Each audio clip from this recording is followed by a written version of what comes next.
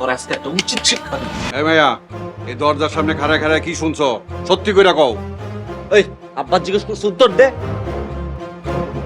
উত্তর দাস না কেন? এই আল্লাহ মাফ করুন, আমি যা শুনছি তা ভুলা যাইতেছে। তোর এত বড় সাহস, তুই আমগো কথা লুকায় লুকায় শুনোস? এই তোর এত বড় কলিজা কোত্থেকে হইলো?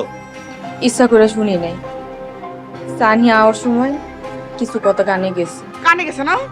সব কথা আড়ি পাইতা হইনি এখনকার কানে গেছে। বাট ফরমাইয়া কোনখানকার? না, তোর বউয়ে আমাকে কথা হারি পাইতা হই না খুব অন্যায় কাম করছে। ওই মাইয়া, তোমার পরিবার পরিজন তোমার কিছু শিক্ষা দেয় নাই? হ্যাঁ, তোমার পরিবার পরিজন তো তোমার ভুল শিক্ষা দিছে। না, ওরে উচিত শিক্ষা দিয়া শাস্তি দেওয়ার ব্যবস্থা। এমন শিক্ষা দিবি যাতে জীবন আর কোনোদিন এরকম শয়তানি কুটনামি না করতে পারে। আল্লাহর দোহাই লাগে, আপনারা এরকম করেন না। আমি যা শুনছি সবকিছু ভুলা যাবো, কাউরে কমু না। ছাইরা দিলে তুই এই ভুল বারবার করতে থাকবি।